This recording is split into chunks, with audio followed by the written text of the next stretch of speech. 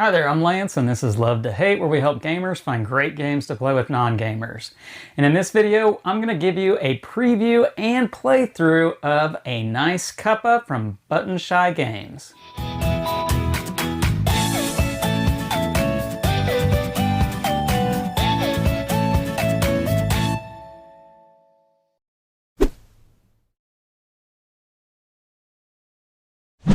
All right, so A Nice Cuppa, and the reference here with this game is a nice cup of tea, but let's be real here, I don't have tea in my cup.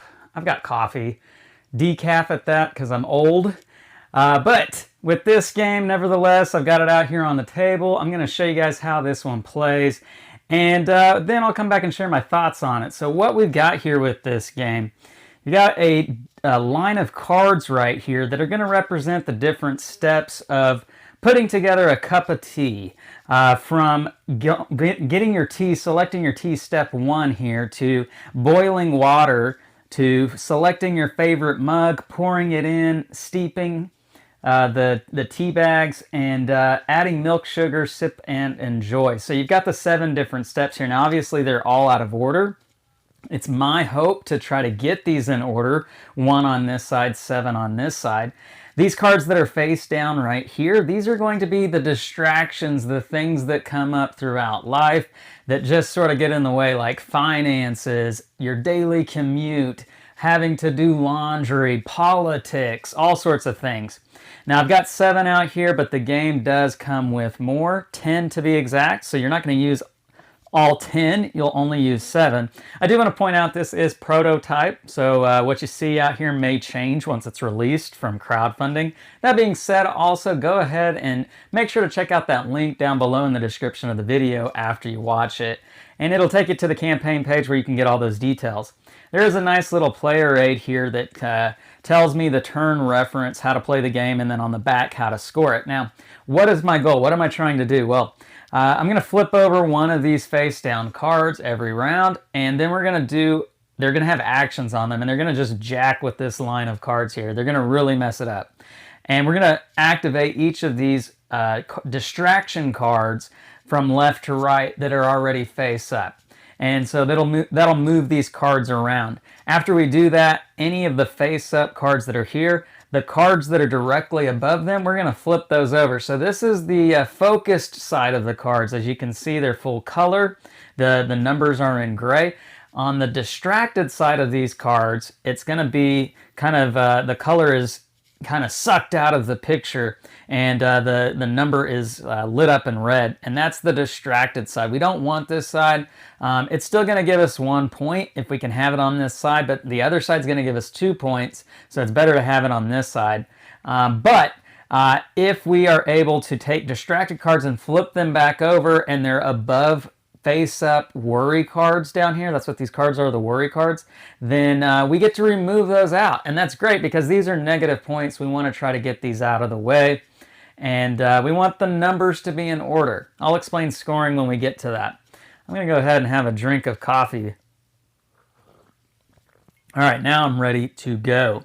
So I can choose any one of these cards to flip over to start the game. The rulebook does kind of recommend, if you're new to the game, just going with the one that's below the number 1 card. You don't have to do that. You can develop a better strategy along the way, but I'm going to go ahead and do that for this video.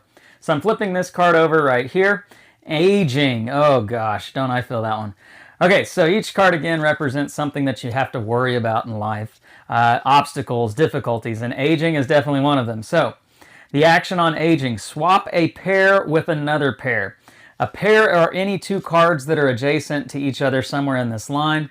You're going to hear group as another term in this game, and that's going to be like a group of 3 cards, for instance.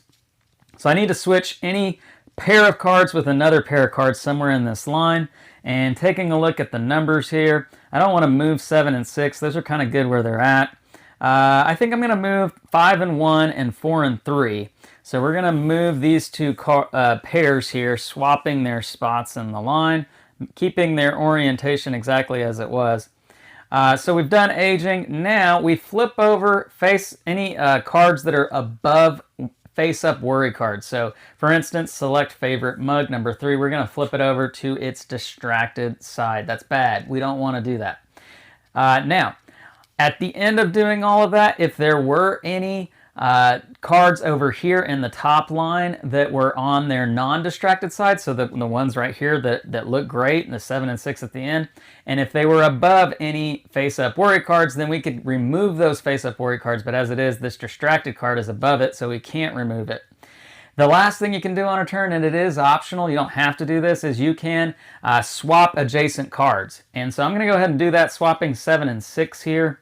And we'll move 6 in the 6 slot and 7 in the 7 slot. That's great. We want that to be the case. So that's the end of the first round. Now it's time to flip over another one of these face down cards here in the bottom.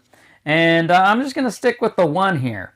We'll go with number 2 here, and it's health, worrying about your health. So the action here is swap an odd numbered card with an even numbered card. All right, so we activate these left to right. So health is going to activate first. I got to swap odd with even.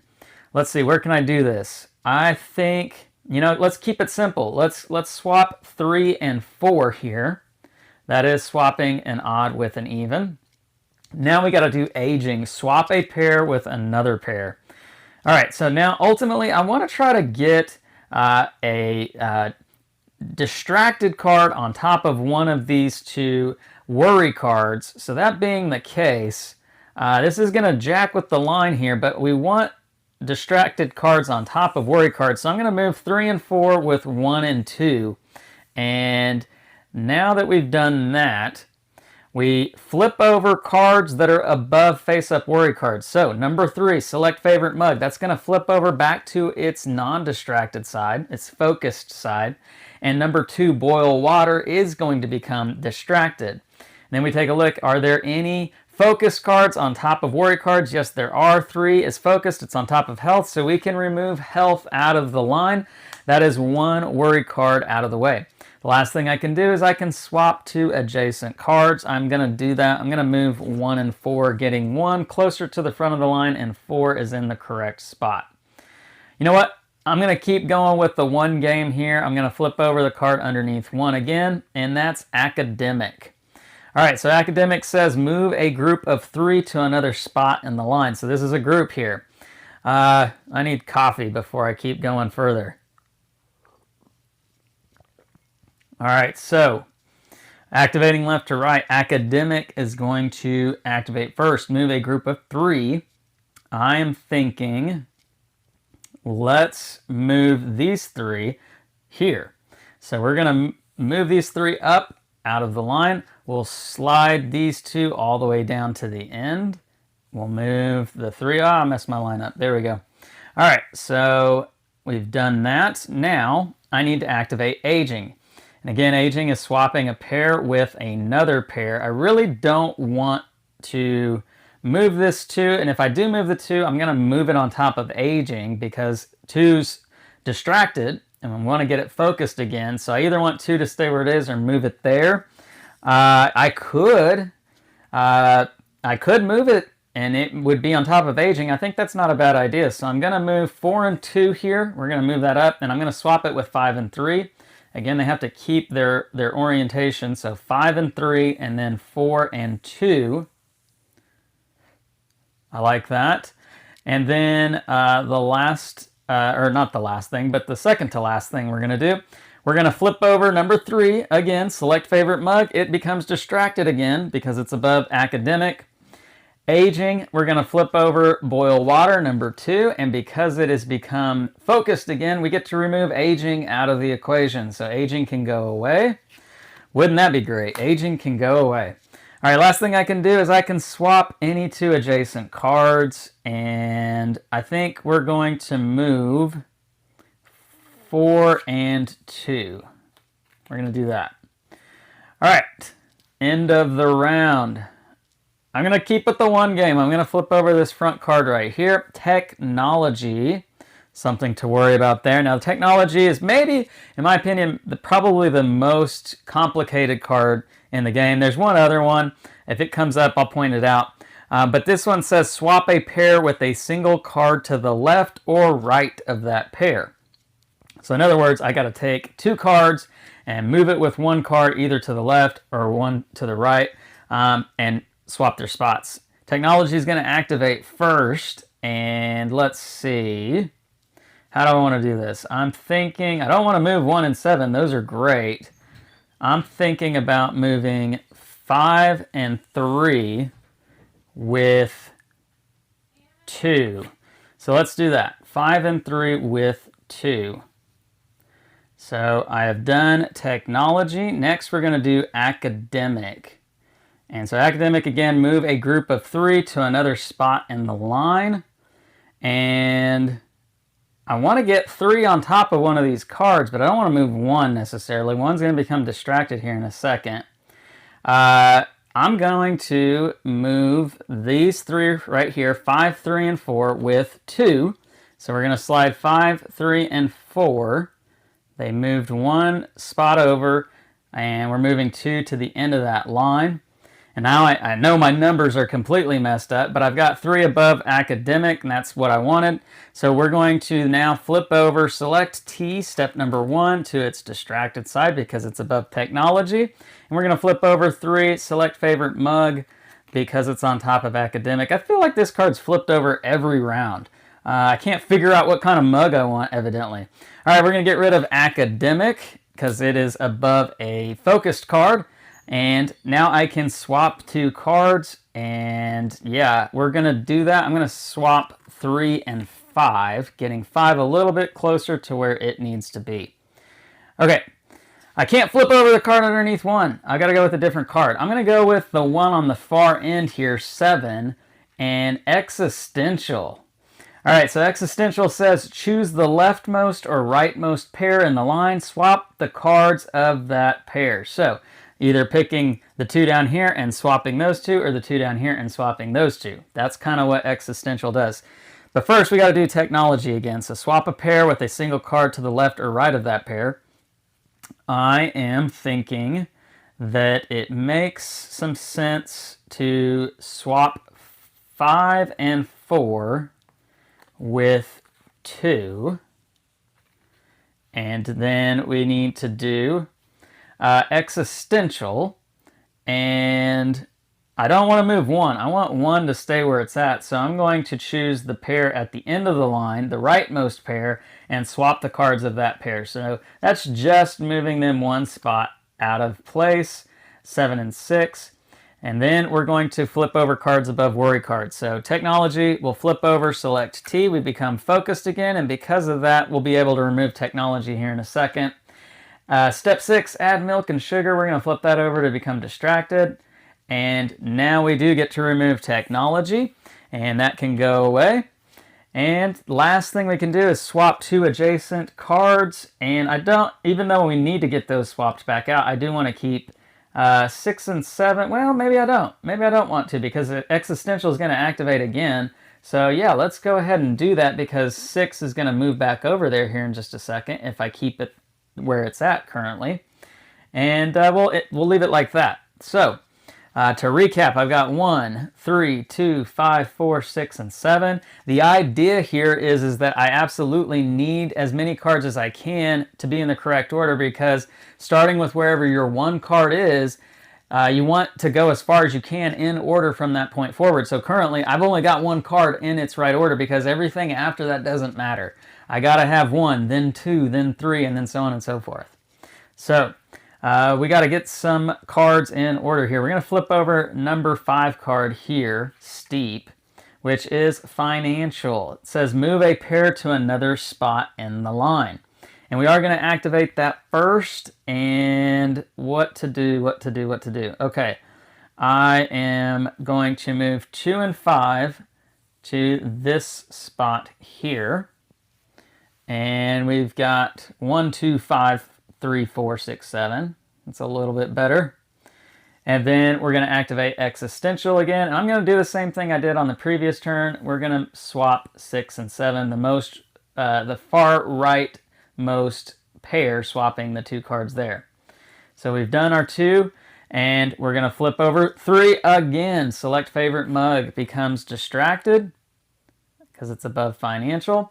And we're going to flip add milk and sugar to its focused side, which is going to remove existential from the line. And that is that. Now I could swap 2 cards, and I will do that, I believe. Yes.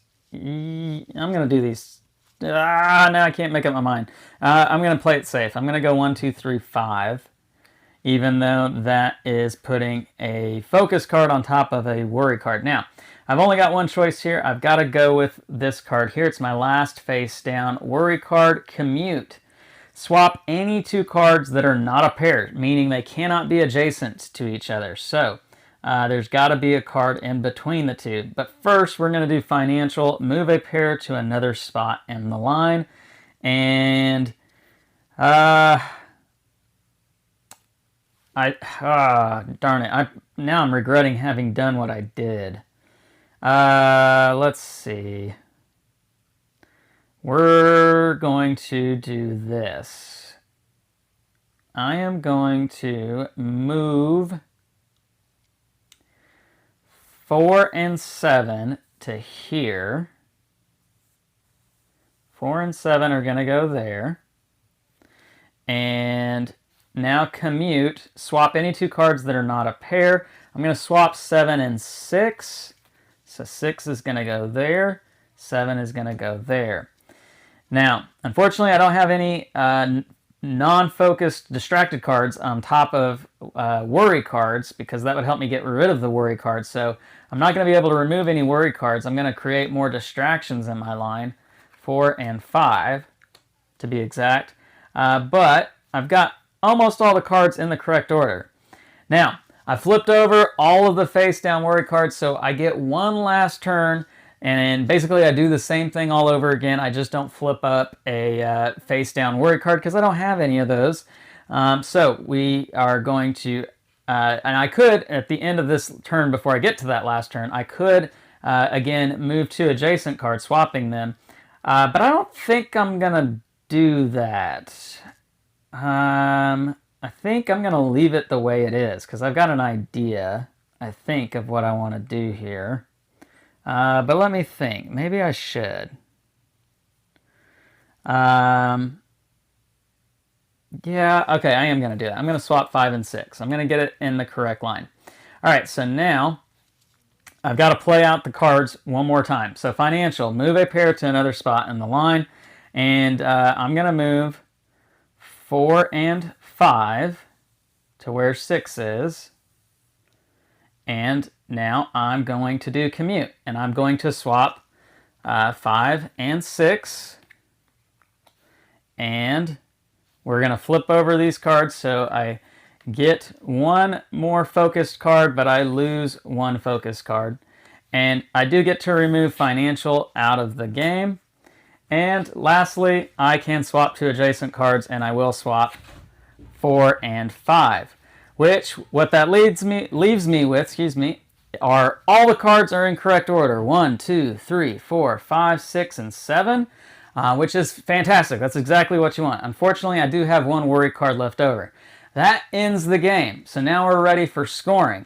On the back of the card, it tells you how to score it.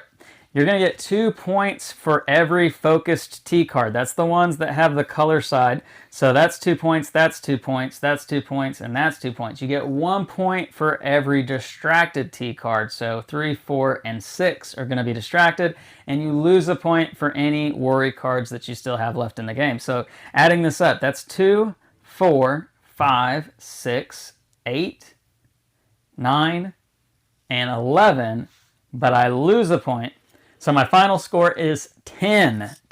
And where's my rule book? Oh, my rule book's still in the bag. I got to get my rule book out to see how I did, because this is going to be one of those games where you compare it to a score chart. And again, this is prototype, so the rule book is just this piece of paper folded up in a plastic baggie here. Yours will look much better than that. But for a relaxed standard game, 10 points, I finished right here in the middle. column, the middle row here, very, very relaxed win. If I gotten 12 points, that would be the ultimate relaxed win. I have gotten that before. If I were playing the focused hard side, you have to get all the T cards in the correct order, which I did. I got all of them. But 10 points only gets me the top one here, focused win, so not great. Could do better than that, I suppose. But there you have it. That's how this game plays. That is A Nice Cuppa. Now, let me get to my thoughts on this game. As you probably may or may not know about me, I'm a licensed marriage and family therapist working in mental health. So to see a game like this exist where you're dealing with the daily worries of life, like commutes and politics and finances and aging, that's such an interesting concept. So I absolutely love the theme of this game, as it is about finding a way to cope with the madness of life. And, you know, in this case, we're brewing a cup of tea or a cup of coffee, and I get that. That's life, right? Like, if you don't know that experience, then I don't know how you do in life. Like, what what are you doing, right? But that's such a common thing that I think so many people can connect with this game. And the fact that it's such a nice, soothing experience where it's kind of this puzzly, not really brain burner, but you're really trying to work out how to activate these puzzles and move these cards into a way in which kind of gets everything in order and gets you more focused, and you can remove the worries out of the way. That's such a thematic experience, because using coping skills, as this is something that I talk about with my patients on a daily basis, using coping skills to kind of deal with life's worries and finding a way through that, not necessarily just trying to avoid the obstacles or run away from the obstacles, but to meet them head on and try to deal with them in the best way we know how. That's kind of what happens in this game, and I think that's such a cool experience. So for something to be just a micro game like Button Shy does with these 18 card decks, for it to be as thematic as it is, that's really cool. That's awesome. So I think Scott Almes did a fantastic job here, creating a 20-minute solo game that, as you can see, it's fairly fun. I mean, it's a fun experience here, just trying to figure out this puzzle and trying to put everything together. And I love that there are extra worry cards, so you're not exactly sure what 7 worry cards you're going to be working with. They're all face down, so it kind of is a mystery to you as far as what's going to unfold in the day. And again, that's thematic in and of itself too. You don't know what the day's going to throw at you. So I just love that aspect of this game. And again, just trying to put everything together is a fun experience. So 20 minutes, highly portable. I mean, you can play this just about anywhere that you've got this much space. And, the rules are very simple. You're not going to forget this game once you've learned it. You could probably put this away, pull it back out 3 years from now, and know exactly how to play the game. It's a very simple game. I love the way that you score it. You're just trying to get the cards in order. You're trying to flip them over to their focus side, getting the worry out of there, trying to get the best score that you can. So this is a really cool game. It's one definitely I think you should check out. The game is A Nice Cuppa tea, or coffee in my case.